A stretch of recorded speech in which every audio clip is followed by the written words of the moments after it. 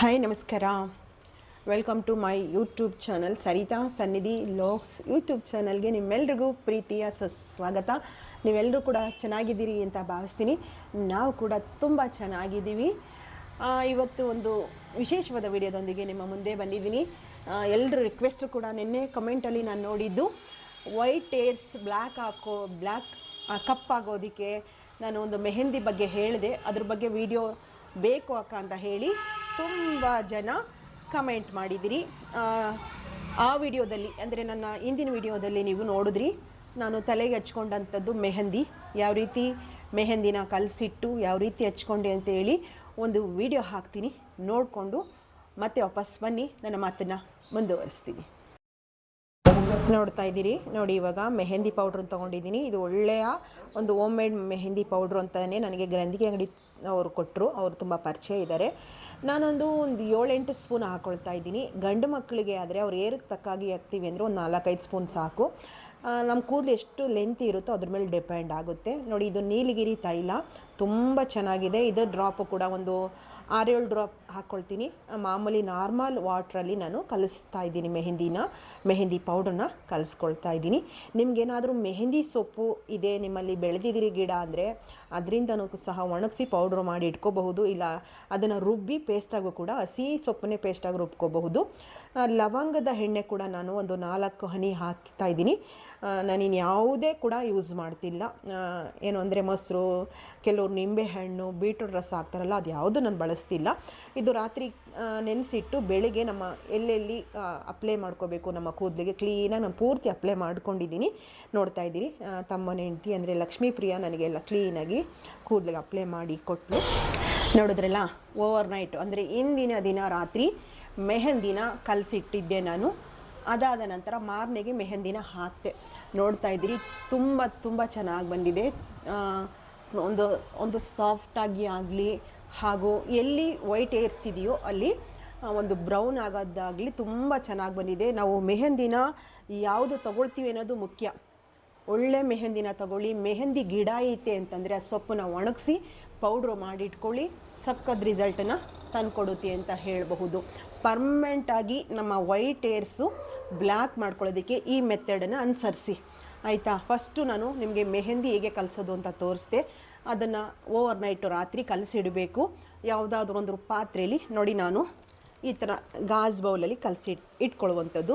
ಈಗ ಕಲಸಿರುವಂಥದ್ದು ನಾನು IndiGo ಕಲಿಸಿದ್ದೀನಿ. IndiGo powder ಬರುತ್ತಲ್ಲ, ಅದನ್ನು ಕಲಿಸಿದ್ದೀನಿ. ನಿಮಗೆ ತೋರಿಸ್ತೀನಿ ಹೇಗಿದೆ ಏನು ಅಂತ ಹೇಳಿ. ಈ ಥರ ಒಂದು ಬೌಲಲ್ಲಿ ಮೆಹಂದಿನ ಕಲಿಸ್ಕೋಬೇಕು, ಮೆಹಂದಿ ಪೌಡ್ರನ್ನ ಕಲಿಸ್ಕೋಬೇಕು. ನಾನು ಯಾವುದು ಕೂಡ ಬಳಸಿಲ್ಲ. ಅಂದರೆ ಕೆಲವರು ಬೀಟ್ರೂಟ್ ರಸ ಬಳಸುವಂಥದ್ದು, ಟೀ ಡಿಕಾಕ್ಸನ್ ಹಾಕುವಂಥದ್ದು, ಮೊಸರು ಹಾಕ್ಕೊಳ್ಳುವಂಥದ್ದು ಎಲ್ಲ ಮಾಡ್ತಾರೆ.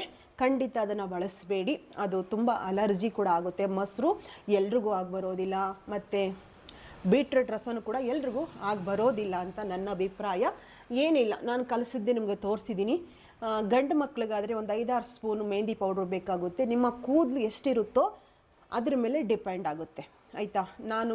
ನನಗೆ ಹೇಳ್ತೀನಿ ಅಂದರೆ, ಈಗ ನೋಡಿ, ಮುಂಚೆ ಎಲ್ಲ ವೈಟ್ ಕೂದಲು ಬರೋದು ಅಂದರೆ ನೆರೆ ಕೂದಲು ಅಂತಿದ್ರು, ಬಿಳಿ ಕೂದಲು ಅಂತಿದ್ರಲ್ವ, ಅದು ವಯಸ್ಸಾದ್ಮೇಲೆ ಬರ್ತಿತ್ತು.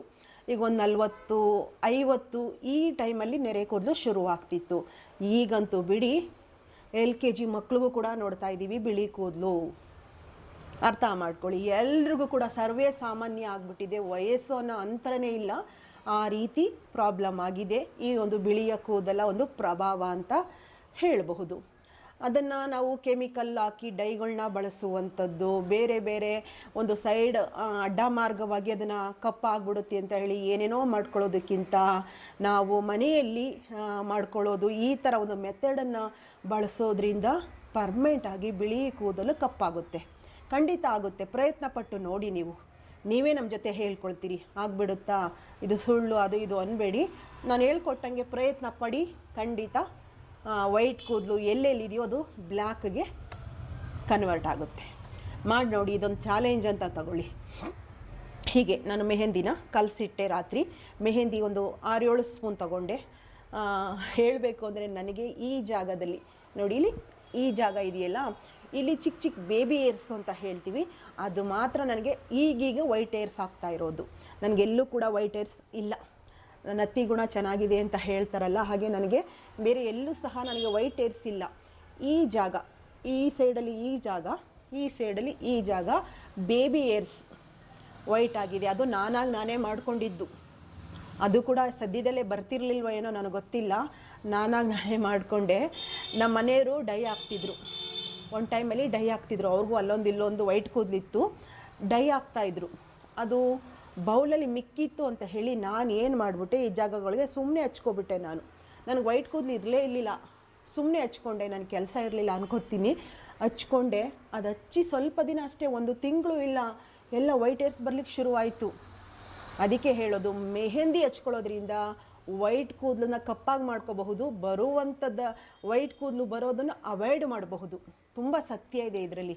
ಆದರೆ ಮಾರ್ಕೆಟ್ಗಳಲ್ಲಿ ಸಿಗುವಂಥ ಡೈಗಳನ್ನ ಆದಷ್ಟು ಬಳಸೋದು ನಾವು ಕಡಿಮೆ ಮಾಡಲೇಬೇಕು, ನಿಲ್ಲಿಸ್ಬಿಟ್ರೇ ಒಳ್ಳೆಯದು. ತುಂಬ ಸೈಡ್ ಎಫೆಕ್ಟ್ ಇದೆ. ತುಂಬಾ ನಮಗೆ ಇನ್ನೂ 10 ವೈಟ್ ಕೂದಲಿದ್ರೆ 20 ಕೂದಲಂತೂ ಖಂಡಿತ ಆ ಡೈಗಳು ಮಾಡುತ್ತೆ.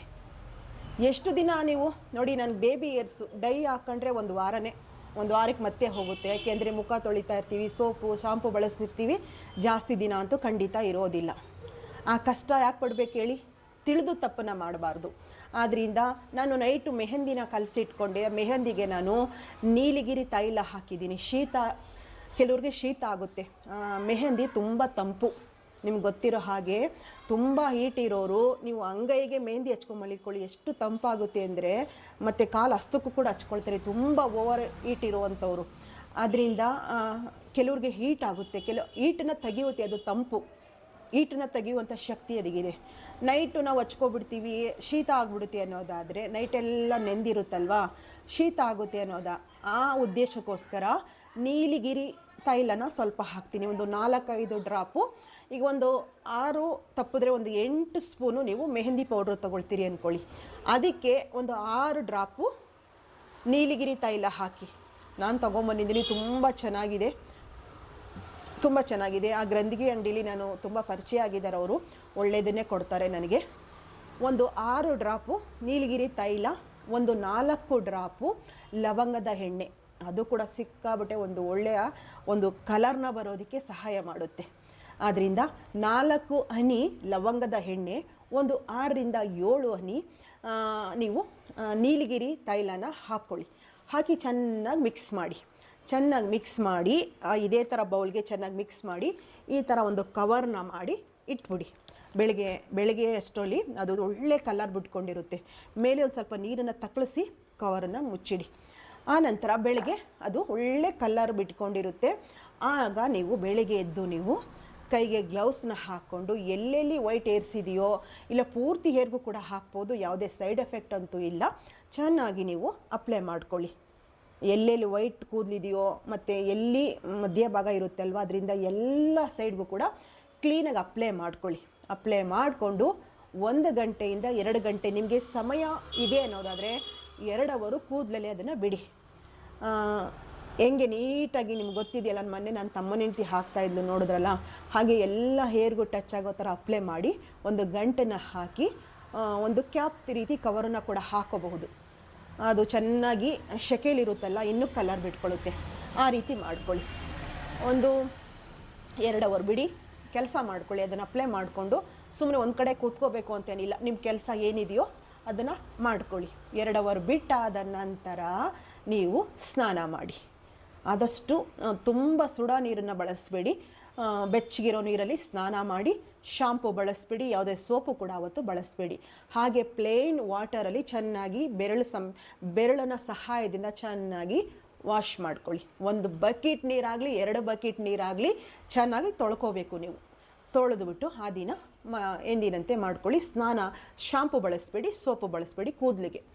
ಈ ರೀತಿ ಮಾಡ್ಕೊಳ್ಳಿ. ಈ ರೀತಿ ಮಾಡಿಕೊಂಡು ನೀವು ಆ ದಿನ ಆರಾಮಾಗಿ ತಲೆಯೆಲ್ಲ ಸಿಕ್ಕೊಡ್ದು ಕ್ಲೀನಾಗಿ ನಿಮಗೆ ಗೊತ್ತಾಗುತ್ತೆ ಎಷ್ಟು ಕಲರ್ ಆಗಿರುತ್ತೆ ಕೂದಲು. ಎಲ್ಲೆಲ್ಲಿ ವೈಟ್ ಕೂದಲಿರುತ್ತೋ ಮಿಂಚುತ್ತಾ ಇರುತ್ತೆ, ಆ ರೀತಿ ಆಗುತ್ತೆ.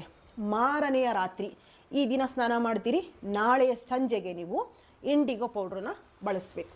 ಇದು ಇಂಡಿಗೋ ಪೌಡ್ರು ನಾನು ಕಲಿಸ್ಬೇಕಾದ್ರೂ ಕೂಡ ತೋರಿಸ್ತೀನಿ ನೋಡಿ.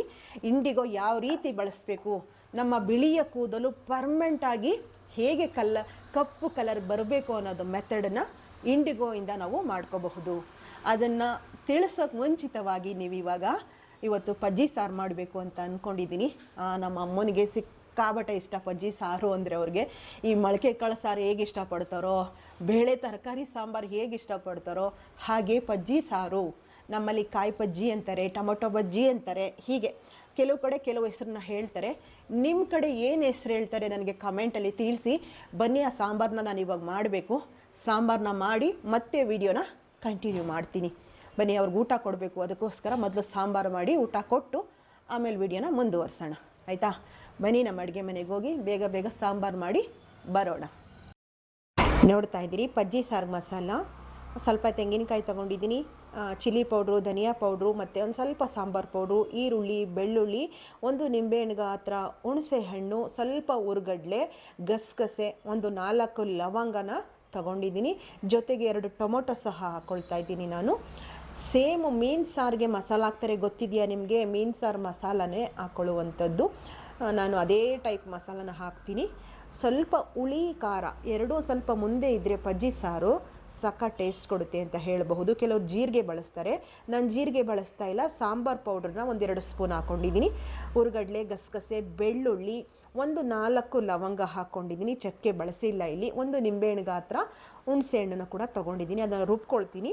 ಒಗ್ಗರಣೆಗೆ ಬಂದು ಕರಿಬೇವು, ಈರುಳ್ಳಿ ಮತ್ತು ಬೆಳ್ಳುಳ್ಳಿ ಮತ್ತು ಒಣಮೆಣ್ಸಿನ್ಕಾಯಿನೂ ಕೂಡ ರೆಡಿ ಮಾಡಿ ಇಟ್ಕೊಂಡಿದ್ದೀನಿ.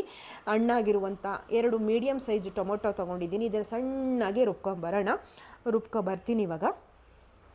ನೋಡಿ, ಮಸಾಲ ರುಬ್ಕೊಂಡಿದ್ದೀನಿ ಇವಾಗ. ನೈಸ್ ಫೈನಾಗಿ ರುಬ್ಬಿದ್ದೀನಿ. ಪಜ್ಜಿ ಸಾರು ಮಸಾಲ ಇದು. ಈ ರೀತಿ ಸಣ್ಣಗೆ ರುಬ್ಕೊಳ್ಳಿ. ನಿಮ್ಮ ಕಡೆನೂ ಇದು ಹೇಗೆ ಮಾಡ್ತೀರಿ ಅಂತ ತಿಳಿಸಿ.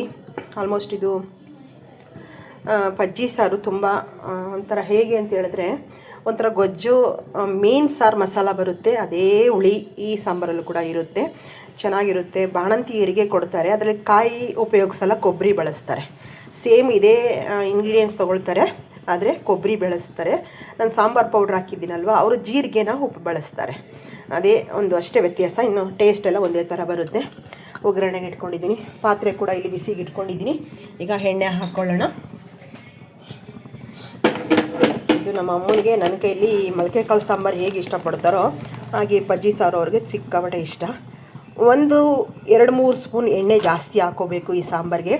ಎಣ್ಣೆ ಸ್ವಲ್ಪ ಜಾಸ್ತಿ ಹಾಕ್ಕೊಳ್ಳೋದ್ರಿಂದ ರುಚಿ ಜಾಸ್ತಿನ ತಂದುಕೊಡುತ್ತೆ ಅಂತ ಹೇಳಬಹುದು. ಎಣ್ಣೆ ಬಿಸಿ ಆಗಲಿ. ಬಿಸಿ ಆದಮೇಲೆ ಸಾಸಿವೆನ ಹಾಕೋಣ.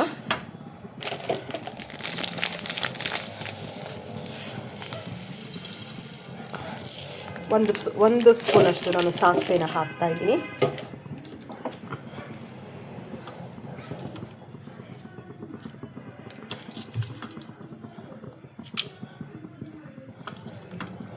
ಒಣಮೆಣ್ಸಿನ್ಕಾಯಿ 2 ಹಾಕಿದ್ದೀನಲ್ಲ, ಮುರಿದಿಟ್ಕೊಂಡಿದ್ದೀನಿ, ಅದನ್ನು ಒಗ್ಗರಣೆಗೆ ಹಾಕ್ತಾಯಿದ್ದೀನಿ.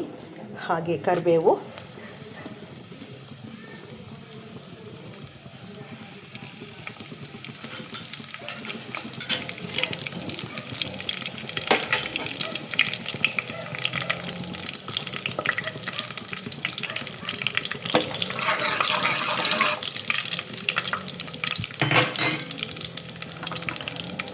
ಈರುಳ್ಳಿ ಮತ್ತು ಬೆಳ್ಳುಳ್ಳಿ ಕೂಡ ಹಾಕ್ತಾಯಿದ್ದೀನಿ.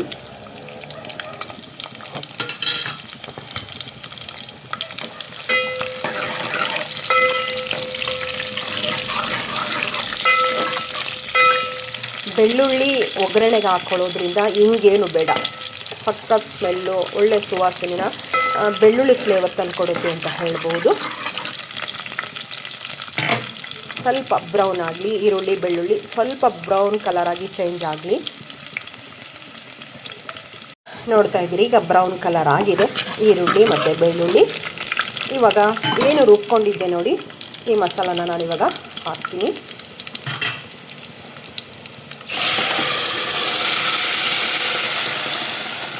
ಸ್ವಲ್ಪ ಉರಿ ಕಡಿಮೆ ಮಾಡ್ಕೋಬೇಕು, ಇಲ್ಲಾಂದರೆ ಆರಿಬಿಡುತ್ತೆ.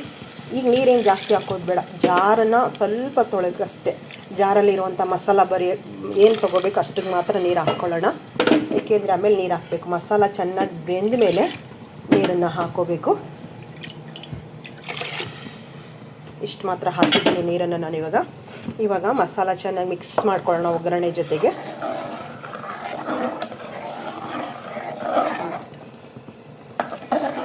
ಈ ಥರ ಚೆನ್ನಾಗಿ ಮಿಕ್ಸ್ ಮಾಡಿ ಈ ಮಸಾಲ ಚೆನ್ನಾಗಿ ಇವಾಗಲೇ ಬೇಯಬೇಕು. ಏನು ಒಗ್ಗರಣೆ ಹಾಕಿದ್ದೀನೋ ಈ ಮಸಾಲ ಹಸಿ ವಾಸನೆ ಹೋಗೋವರೆಗೂ ಚೆನ್ನಾಗಿ ನಾವು ಒಂದು 10 ನಿಮಿಷ ಇಲ್ಲ 1/4 ಗಂಟೆ ಈ ರೀತಿ ಚೆನ್ನಾಗಿ ಕುದಿಯೋದಕ್ಕೆ ಬಿಡಬೇಕು. ಉರಿ ಜಾಸ್ತಿ ಇಟ್ಕೋಬೇಡಿ, ನಿಧಾನಕ್ಕೆ ಬೇಯಲಿ. ಉರಿ ಒಂದು ಸ್ವಲ್ಪ ಕಡಿಮೆನೇ ಇಟ್ಕೊಳ್ಳಿ. ಒಂದು 1/4 ಗಂಟೆ ಚೆನ್ನಾಗಿ ಮಸಾಲಾನ ಬೇಯಿಸಬೇಕು. ಆ ನಂತರ ಹೇಗೆ ಅಂತ ಹೇಳಿ ನಿಮಗೆ ತೋರಿಸ್ತೀನಿ ನೋಡಿ. ಇವಾಗ ಮಸಾಲ ಸುಮಾರು ಒಂದು 1/4 ಗಂಟೆ ನಾನು ಚೆನ್ನಾಗಿ ಕುದಿಸಿದ್ದೀನಿ. ಕಲರ್ ನೋಡಿದ್ರೆ ಗೊತ್ತಾಗ್ತಾ ಇದೆ ನಿಮಗೆ, ಎಣ್ಣೆ ಕೂಡ ಸೈಡೆಲ್ಲ ಬಿಟ್ಕೊಳ್ತಾ ಇದೆ. ಪಜ್ಜಿ ಸಾರು ಮಾಡುವಂಥ ಮೆಥಡ್ ಇದೇ ಆಗಿರುತ್ತೆ. ನೀವು ಕೂಡ ಹಿಂಗೆ ಟ್ರೈ ಮಾಡಿ, ತುಂಬ ಚೆನ್ನಾಗಿ ಬರುತ್ತೆ. ಈಗ ಮಸಾಲ ಹದವಾಗಿ ಬೆಂದಿದೆ. ಈ ಸಂದರ್ಭದಲ್ಲಿ ರುಚಿಗೆ ತಕ್ಕಷ್ಟು ಉಪ್ಪನ್ನು ಹಾಕ್ಕೋಬೇಕು. ನಿಮಗೆ ಎಷ್ಟು ಉಪ್ಪು ಹಾಕ್ಕೋಬೇಕು, ನಿಮ್ಮ ಸಾಂಬಾರು ಎಷ್ಟಿರುತ್ತೆ ಅದು ನೋಡಿಕೊಂಡು ಉಪ್ಪನ್ನು ಹಾಕ್ಕೊಳ್ಳಿ. ಈ ರೀತಿ ಚೆನ್ನಾಗಿ ಮಿಕ್ಸ್ ಮಾಡಿ, ಈ ಸಂದರ್ಭದಲ್ಲಿ ನೀವು ನೀರನ್ನು ಮಿಕ್ಸ್ ಮಾಡ್ಕೊಳ್ಳಿ. ಗಟ್ಟಿ ಬೇಕಾ ಇಲ್ಲ ಒಂದು ಸ್ವಲ್ಪ ನೀರಿನಂಗೆ ಬೇಕಾ ಮಿಕ್ಸ್ ಮಾಡ್ಕೊಳ್ಳಿ. ಆದಷ್ಟು ಪಜ್ಜಿ ಸಾಂಬಾರು ತುಂಬ ತೆಳುವಾಗಿ ಮಾಡ್ಕೋಬೇಡಿ ಆಯಿತಾ, ಸ್ವಲ್ಪ ಗಟ್ಟಿಗೆ ಇರಲಿ. ರಾಗಿ ಮುದ್ದೆಗೂ ಚೆನ್ನಾಗಿರುತ್ತೆ, ರೈಸ್ಗೂ ಕೂಡ ತುಂಬ ಚೆನ್ನಾಗಿರುತ್ತೆ. ನಾನ್ ವೆಜ್ ತಿನ್ನೋರಿಗೆ ಈ ಥರ ಪಜ್ಜಿ ಸಾರು ಮಾಡಿಕೊಂಡು ಪಕ್ಕದಲ್ಲಿ ಚಿಕನ್ ಡ್ರೈ ಅಂದರೆ ಚಿಕನ್ ಪೆಪ್ಪರ್ ಡ್ರೈ ಏನು ಬರುತ್ತೆ ನೋಡಿ, ಡ್ರೈ ಮಾಡ್ಕೊಳ್ಳಿ. ಈ ಸಾಂಬಾರಿಗೆ ಸಕ್ಕ ಟೇಸ್ಟ್ ಕೊಡುತ್ತೆ. ಆಮ್ಲೆಟ್ಟು ಕೂಡ ಸೈಡ್ಗೆ ತುಂಬ ಚೆನ್ನಾಗಿರುತ್ತೆ. ವೆಜ್ ತಿನ್ನೋರು ಬೀಟ್ರೂಟ್ ಪಲ್ಯ ಇಲ್ಲಾಂದರೆ ಹೆಸ್ರು ಕಾಳು ಪಲ್ಯ ಈ ರೀತಿ ಮಾಡಿಕೊಂಡ್ರು ಸಹ ಪಜ್ಜಿ ಸಾರಿಗೆ ಸೈಡ್ ಡಿಶ್ ಆಗಿ ಸಕ್ಕ ಟೇಸ್ಟ್ ಕೊಡುತ್ತೆ. ಬಿಸಿ ಬಿಸಿ ರಾಗಿ ಮುದ್ದೆ ಮಾಡ್ಕೊಳ್ಳಿ. ಈ ಥರ ಸಾಂಬಾರನ್ನ ಒಮ್ಮೆ ಮಾಡ್ಕೊಂಡು ಒಂದು ಸಲ ಊಟ ಮಾಡಿ, ಒಳ್ಳೆ ಟೇಸ್ಟ್ ಕೊಡುತ್ತೆ ಅಂತ ಹೇಳ್ಬೋದು. ಇವಾಗ ನೀರನ್ನು ಮಿಕ್ಸ್ ಮಾಡಿದ್ದೀನಲ್ವ, ಈಗ ಒಂದು 2-3 ಕುದಿ ಬೇಯಿಸಬೇಕು. ಯಾಕೆಂದರೆ ನೀರೆಲ್ಲ ಮಿಕ್ಸ್ ಮಾಡಾದ್ಮೇಲೆ ಒಂದು 5 ನಿಮಿಷ ಕುದಿಸೋಣ. ಕುದಿಸಾದ್ಮೇಲೆ ಮತ್ತೆ ನಿಮಗೆ ತೋರಿಸ್ತೀನಿ. ಇವಾಗ ಚೆನ್ನಾಗಿ ಹದವಾಗಿ ಸಾಂಬಾರು ರೆಡಿ ಆಯಿತು. ರೆಡಿ ಆಗಿದೆ ಪಜ್ಜಿ ಸಾಂಬಾರು. ಸಕ್ಕ ಟೇಸ್ಟ್ ಇರುತ್ತೆ, ಘಮ ಘಮ ಘಮ ಅಂತ ಇದೆ. ಬನ್ನಿ ಊಟ ಬಡಿಸ್ತೀನಿ. ಬೆಳಗ್ಗೆ ಉಪ್ಪಿಟ್ಟು ಮಾಡಿದ್ದೆ. ಉಪ್ಪಿಟ್ಟು ಮಾಡಿರೋದ್ರಿಂದ ಮಧ್ಯಾಹ್ನ ಮುದ್ದೆ ಮಾಡ್ಕೊಳ್ಳೋದಿಲ್ಲ. ಹೆಸ್ರು ಕಾಳು ಮತ್ತು ಕಡಲೆಕಾಳು ಮೊಳಕೆ ಕಾಳಿತ್ತು, ಅದನ್ನು ಪಲ್ಯ ಮಾಡಿದ್ದೀನಿ. ಇದು ಚಿತ್ರಾನ್ನಕ್ಕೆ ಬೆಳಗ್ಗೆ ಅನ್ನ, ಅಮ್ಮಗುಗೆ ಸುಪ್ರೀತ್ಗೆ ಚಿತ್ರಾನ್ನ ಮಾಡಿದ್ದೆ. ಆಗಲೇ ಅನ್ನ ಮಾಡಿಬಿಟ್ಟಿದ್ದೆ. ಅಮ್ಮನಿಗೆ ನನಗೆ ಉಪ್ಪಿಟ್ಟು ಮಾಡ್ಕೊಂಡಿದ್ವಿ, ಅವ್ರಿಗೆ ಚಿತ್ರಾನ್ನಕ್ಕೆ ಅನ್ನ ರೆಡಿ ಇತ್ತು. ಈಗ ಬನ್ನಿ ಊಟನ ಹಾಕ್ಕೊಡ್ತೀನಿ. ಜಶ್ವಂತ್ಗೆ ಹಾಕ್ಕೊಡ್ತೀನಿ. ಹೇಗಿದೆ ಸಾಂಬಾರು, ಹೇಗೆ ಬಂದಿದೆ ಅಂತ ಅವನೇ ಟೇಸ್ಟ್ ಮಾಡಿ ಹೇಳಿ. ಈ ಪಜ್ಜಿ ಸಾರನ್ನ ಆದಷ್ಟು ಕಡಿಮೆನೇ ಬಿಟ್ಕೊಳ್ಳಿ, ತುಂಬ ಬಿಡ್ಕೋಬಾರ್ದು. ಬಾಜಾಕಿ ಬಿಸಿ ಅನ್ನ ಆಗಿದ್ರೆ ಅನ್ನದ ಮೇಲೆ ತುಪ್ಪ ಹಾಕ್ಕೋಬೋದು. ಸಾಂಬಾರು ಬಿಸಿ ಇರೋದ್ರಿಂದ ಇಲ್ಲಿ ಪಜ್ಜಿ ಸಾರಿಗೆ ಈ ರೀತಿ ತುಪ್ಪನ ಹಾಕ್ಕೊಳ್ಳಿ. ಹಾಕ್ಕೊಂಡಾಗ ಸಾಕ ಟೇಸ್ಟ್ ಬರುತ್ತೆ. ನೀವೇ ಹೇಳ್ತೀರಿ ಹೆಂಗಿದೆ ಅಂತ ಹೇಳಿ. ಊಟ ಮಾಡಿ ಜಾಕಿ ಹೆಂಗಿದೆ ಟೇಸ್ಟ್ ನೋಡು. ತುಪ್ಪನ ಸ್ವಲ್ಪ ಸೈಡಿಗೆ ಹಿಂಗೆ ಎಳ್ಕೊ. ಬಿಸಿ ಬಿಸಿ ಬಿಸಿ ಇದೆ ಅವನಿಗೆ, ಅದಕ್ಕೆ ಬಿಸಿ ಬಿಸಿ ಐತೆ ನೋಡ್ತವ.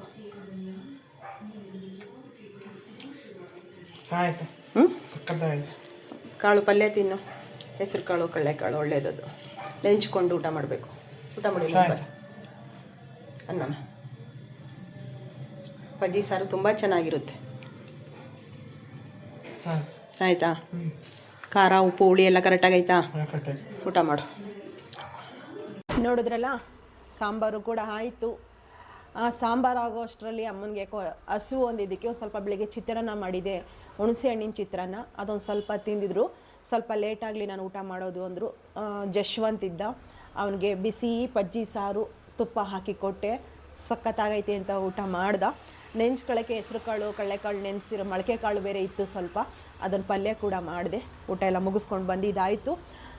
ಇವಾಗ ಬನ್ನಿ ಇಂಡಿಗೋ ಬಗ್ಗೆ ಹೇಳ್ತೀನಿ. ಇಂಡಿಗೋ ಹೇಗೆ ಕಲಿಸ್ಬೇಕು ಅಂತ ಹೇಳ್ಕೊಡ್ತೀನಿ. ಅದು ಕೂಡ ವಿಡಿಯೋದಲ್ಲಿ ತೋರಿಸ್ತೀನಿ ನೋಡಿ. ಇಂಡಿಗೋ ಪೌಡ್ರು ಕೂಡ ನೈಟ್ ಹೊತ್ತೆ ಕಲಿಸ್ಬೇಕು. ಉಗುರು ಬೆಚ್ಚಗಿನ ನೀರಲ್ಲಿ ಕಲಿಸ್ಕೊಳ್ಳಿ. ಈಗ ಒಂದು 6 ಸ್ಪೂನು ಇಂಡಿಗೋ ಪೌಡ್ರು ತೊಗೊಳ್ತೀನಿ ಅಂತಂದರೆ ಅದಕ್ಕೆ ನೀವು ಸ್ವಲ್ಪ ಉಗುರು ಬೆಚ್ಚಗಿರೋ ನೀರು ತೊಗೊಳ್ಳಿ. ಇನ್ನೇನು ಕೂಡ ಬಳಸೋದು ಬೇಡ. ಪ್ಲೇನಾಗಿ ಇಂಡಿಗೋ ಪೌಡ್ರಿಗೆ ಬಿಸಿ ನೀರು ಅಂದರೆ ಉಗುರು ಬೆಚ್ಚಗಿರೋ ನೀರನ್ನು ಹಾಕಿ ಕಲಸಿಡಿ. ಈ ಥರ ಕಲಸಿಡಿ. ನಾನು ಕಲಸಿ ಇಟ್ಟಿದ್ದೀನಿ, ತೋರಿಸ್ತೀನಿ ನೋಡಿ. ಬರೀ ಇಂಡಿಗೋ ಇದು, ಏನು ಕೂಡ ಬಳಸಿಲ್ಲ. ಬರೀ ಇಂಡಿಗೋ ಪೌಡ್ರ್ ಮಾತ್ರ ಹಾಕಿ ಕಲಸಿದ್ದೀನಿ. ರಾತ್ರಿ ಕಲಸಿರೋದು ನೋಡಿ. ಯಾವ ಕಲರ್ ಬಂದಿದೆ, ಗ್ರೀನ್ ಇರುತ್ತೆ. ಅದು ಪೂರ್ತಿ ಗ್ರೀನ್ ಪೌಡ್ರ್. ಅದು ಇಂಡಿಗೋ ಅಂದ್ರೇ ಒಂದು ಹಸಿರು ಗಿಡ ಅಲ್ವಾ. ಅದು ಕಲಸಿದ್ರೆ ನಾವು ಈ ಥರ ಬ್ಲ್ಯಾಕ್ ಆಗಿ ಬರುತ್ತೆ. ಯಾವುದೇ ಕೆಮಿಕಲ್ ಅಲ್ಲ ಇದು. ಯಾವುದೇ ಕೆಮಿಕಲ್ ಬಳಸಿಲ್ಲ. ಈ ರೀತಿ ಕಲಸಿ ನೈಟು ಇದೇ ಥರ ಕವರನ್ನು ಮಾಡಿ ಬೆಳಿಗ್ಗೆ ಇಟ್ಬಿಡ್ಬೇಕು. ರಾತ್ರಿ ಈ ಥರ ಇಟ್ಟ ಮೇಲೆ ತೋರಿಸ್ತೀನಿ. ಆ ಥರ ಗಮ್ಮಂತೆ ಈ ಥರ ಕವರ್ ಮಾಡಿ ಇಟ್ಬಿಡ್ಬೇಕು. ಇಟ್ಬಿಟ್ಟು ನೈಟು ಇಡ್ತೀರಿ. ಮಾರನೆಗೆ ಮೆಹಂದಿ ಹೇಗೆ ಹಚ್ಕೊಳ್ತೀರೋ ಅದೇ ರೀತಿ ಇದನ್ನು ಕೂಡ ಚೆನ್ನಾಗಿ ಅಪ್ಲೈ ಮಾಡ್ಕೋಬೇಕು. ಮೆಹಂದಿಗೆ ಯಾವ ರೀತಿ ಮೆಥಡ್ ಯೂಸ್ ಮಾಡ್ತೀವಿ, ಎಲ್ಲಿ ಬಿಳಿ ಕೂದಲಿದೆ ಎಲ್ಲ ಹಚ್ಕೊಂಡಿರ್ತೀವಲ್ವ, ಅದೇ ರೀತಿ ಈ ಇಂಡಿಗೋ ಪೇಸ್ಟು ಕೂಡ ಕ್ಲೀನಾಗಿ ಕೂದಲಿಗೆ ಅಪ್ಲೈ ಮಾಡ್ಕೊಳ್ಳಿ. ನಾನಿನ್ನೂ ಇಂಡಿಗೋ ಪೇಸ್ಟನ್ನು ಹಚ್ಚಿಲ್ಲ, ನಾನು ಬರೀ ಮೆಹಂದಿ ಮಾತ್ರ ಹಚ್ಕೊಂಡಿದ್ದೀನಿ. ಬೆಳಗ್ಗೆ ಹಚ್ಕೊಳ್ತೀನಿ ನಾನು ಇದನ್ನು, ಇಲ್ಲಾಂದರೆ ರಾತ್ರಿ ಹಚ್ಕೊಂಡು ಒಂದು 2 ಅವರ್ ಬಿಟ್ಟು, ಒಂದು 2 ಗಂಟೆ ಬಿಟ್ಟು ಸ್ನಾನ ಮಾಡ್ಕೊಳ್ತೀನಿ. ಈ ರೀತಿ 20 ದಿನಕ್ಕೊಮ್ಮೆ 2 ಸಲ, ಅಂದರೆ ಈಗ ಇವತ್ತು ಮಾಡಿದ್ದೀವಲ್ವ, ಇನ್ನೊಂದು 20 ಡೇಸ್ ಬಿಟ್ಟು ಇನ್ನೊಂದು ಸಲ ಮಾಡ್ಕೋಬೇಕು, ಮತ್ತೆ 20 ಡೇಸ್ ಬಿಟ್ಟು ಇನ್ನೊಂದು ಸಲ ಮಾಡ್ಕೋಬೇಕು. ಇದೇ ರೀತಿ ಮೆಥಡನ್ನು ಯೂಸ್ ಮಾಡಿ. ಈ ಥರ ಯೂಸ್ ಮಾಡಿ ಆದಮೇಲೆ ನೀವು ಇನ್ನು 1 ತಿಂಗಳಿಗೋ 1.5 ತಿಂಗಳಿಗೋ ಒಂದು ಸಲ ಇಂಡಿಗೋ ಪೌಡ್ರು ಮೆಹಂದಿ ಪೌಡ್ರು 2 ಒಟ್ಟಿಗೆ ಕಲಿಸ್ಕೊಂಡು ಅಪ್ಲೈ ಮಾಡ್ಕೋಬಹುದು. ಈಗ ಮಾತ್ರ ಇನ್ನೊಂದು 3 ಬಾರಿ, ಈಗ 1 ಬಾರಿ ಹಚ್ಕೊಂಡಿದ್ದೀನಲ್ವಾ, ಇನ್ನು 2 ಬಾರಿ ಬೇರೆ ಬೇರೆ ಸಪ್ರೇಟು, ಒಂದಿನ ಬಿಟ್ಟು ಮೆಹಂದಿ ಪೇಸ್ಟು ಒಂದು ಸಲ ಅಪ್ಲೈ ಮಾಡ್ಕೋಬೇಕು, ಒಂದಿನ ಬಿಟ್ಟು ಇಂಡಿಗೋ ಪೌಡ್ರನ್ನ ಪೇಸ್ಟ್ ಮಾಡಿಕೊಂಡು ಹಚ್ಕೋಬೇಕು. 3 ಬಾರಿ ಹಚ್ಚಾದಮೇಲೆ ಒಟ್ಟಿಗೆ ಹಚ್ಕೋಬೋದು.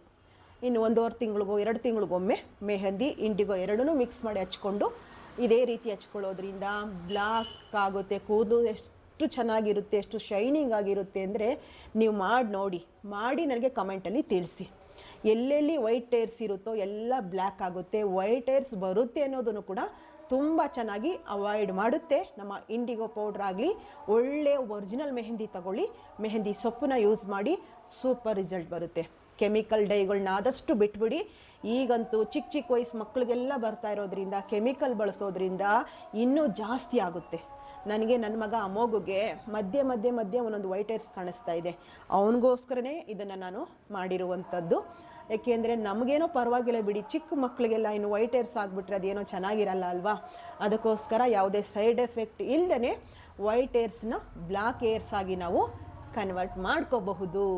ಈ ಮೆಥಡನ್ನು ನೀವು ಕೂಡ ಅನುಸರಿಸಿ. ಯಾರಿಗೆ ಬಿಳಿ ಕೂದಲಿದೆಯಪ್ಪ, ಒಂದೊಂದು ಬಿಳಿ ಕೂದಲು ಕಾಣಿಸ್ತಾ ಇದೆಯಪ್ಪ ಅಂದರೆ ಶುರುವಲ್ಲೇ ಈ ಮೆಥಡನ್ನು ಯೂಸ್ ಮಾಡಿ ಖಂಡಿತ ವೈಟ್ ಹೇರ್ಸ್ ಎಲ್ಲ ಕಪ್ಪು ಕೂದಲಾಗಿ ನಿಮಗೆ ಮಾರ್ಪಾಡು ಮಾಡ್ಕೋಬಹುದು. ಆಯಿತಾ? ಇವತ್ತಿನ ವಿಡಿಯೋ ಏನು ಅನ್ನಿಸ್ತು ಅನ್ನೋದನ್ನು ಕಮೆಂಟಲ್ಲಿ ತಿಳಿಸಿ. ವಿಡಿಯೋ ಇಷ್ಟ ಆಗಿದೆ ಅನ್ನೋದಾದರೆ ಹೆಚ್ಚು ಲೈಕ್ಗಳನ್ನ ಮಾಡಿ, ಹೊಸದಾಗಿ ಬಂದಿರುವಂಥವರು ಚಾನಲ್ನ ಸಬ್ಸ್ಕ್ರೈಬ್ ಮಾಡ್ಕೊಂಡು ಸಪೋರ್ಟ್ ಮಾಡಿ. ನೆಕ್ಸ್ಟ್ ವಿಡಿಯೋದಲ್ಲಿ ಬರೋಣ. ನಾಳೆ ಸುಬ್ರಹ್ಮಣ್ಯ ಷಷ್ಠಿ ಇದೆ, ತುಂಬ ವಿಶೇಷವಾದ ದಿನ. ಸುಬ್ರಹ್ಮಣ್ಯ ಸ್ವಾಮಿಯ ಆರಾಧನೆ ಮಾಡಿ ಎಲ್ಲ ಕಡೆ ತೆನಿ ಎರೆಯುವಂಥದ್ದು ಅಂತ ಹೇಳ್ತೀವಿ. ಹಾಲಕ್ಕೆ ಉತ್ತಕ್ಕೆ ಹಾಲು ಎರೆಯುವಂಥದ್ದನ್ನು ಮಾಡುವ ಪದ್ಧತಿ ರೂಢಿ ಮಾಡ್ಕೊಂಡಿರ್ತಾರೆ. ಆದಷ್ಟು ಏನು ಉತ್ತ ಇರುತ್ತೋ ಒಳಗಡೆಗೆ ಹಾಲನ್ನು ಜಾಸ್ತಿ ಹಾಕಬೇಡಿ. ಹಾಗೆ ನಿಮ್ಮ ಶಾಸ್ತ್ರಕ್ಕೆ ಅನುಗುಣವಾಗಿ ಹಾಗೆ ಸ್ವಲ್ಪ ಮುಂಭಾಗಕ್ಕೆ ಹಾಕಿ ನಾಗರ ಕಲ್ಲಿಗೆ ನೀವು ತೆನಿ ಎರಿಬಹುದು. ಮತ್ತು ಗೆಜ್ಜೆ ವಸ್ತ್ರ ಹಾಕಿ ನೈವೇದ್ಯ ಇಟ್ಟು ಭಕ್ತಿ ನಮಸ್ಕಾರದಿಂದ ಭೂಮಿಗೆ ಅಧಿಪತಿ ಸುಬ್ರಹ್ಮಣ್ಯ ಸ್ವಾಮಿ ಅವರು ನೆಲೆಸಿರುವಂಥ ಜಾಗಗಳಿಗೆ ನಾವಿದ್ದೀವಿ ಬಂದು. ಆದ್ದರಿಂದ ಸ್ವಾಮಿಯ ಸ್ಮರಣೆ ಮಾಡ್ಕೊಳ್ಳಿ. ನಿಮ್ಮ ಕುಟುಂಬದಲ್ಲಿ ಹೇಗೆ ರೂಢಿ ಮಾಡ್ಕೊಂಡಿರ್ತಾರೋ ಸಂಸ್ಕಾರಗಳನ್ನ ಅದನ್ನು ಮುಂದುವರಿಸುವಂಥದ್ದನ್ನು ಮಾಡ್ಕೊಳ್ಳಿ. ಆಯಿತಾ? ನಾಳಿನ ವಿಡಿಯೋದಲ್ಲಿ ಬರ್ತೀನಿ. ನಾಳಿನ ನನ್ನ ಡೈಲಿ ಬ್ಲಾಗೊಂದಿಗೆ ನಿಮ್ಮ ಮುಂದೆ ಬರ್ತಾ ಹೋಗ್ತೀನಿ. ಲಾಸ್ಟ್ವರೆಗೂ ಯಾರೆಲ್ಲ ನನ್ನ ವಿಡಿಯೋನ ಪೂರ್ತಿಯಾಗಿ ನೋಡಿದ್ರೋ ನಿಮ್ಮೆಲ್ರಿಗೂ ನಿಮ್ಮ ಸನ್ನಿಧಿ ಕಡೆಯಿಂದ ಪ್ರೀತಿಯ ಧನ್ಯವಾದಗಳು. ನಮಸ್ಕಾರ. ಬಾಯ್.